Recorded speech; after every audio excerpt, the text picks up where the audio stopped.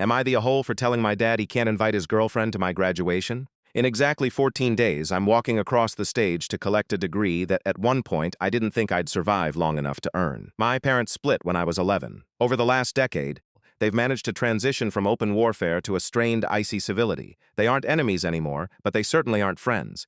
If I'm being completely honest with myself, they also aren't equal parents. I love my dad, Marcus, but he has always been a fair-weather father.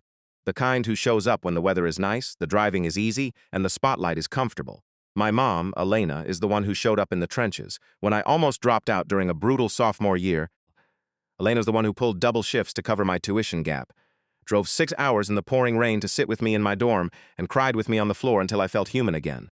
Through all of it, she never once made me feel like an obligation or a burden. Because my university is a grueling 7-hour drive from our hometown and guest tickets are strictly limited, planning graduation was a delicate math problem.